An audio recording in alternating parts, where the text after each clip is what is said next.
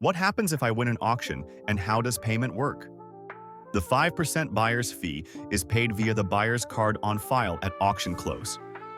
The transaction for the winning bid amount is between the buyer and the seller. At the close of the auction, the winning bidder will receive instructions to send us proof of funds for the winning bid amount. Once the funds are verified, the seller will send the watch to an authentication center to ensure authenticity and condition. Once the watch passes inspection, the buyer makes payment to the seller directly. The seller's approved payment methods are listed on every listing. After the funds are received by the seller, the authentication center will ship the watch to the buyer.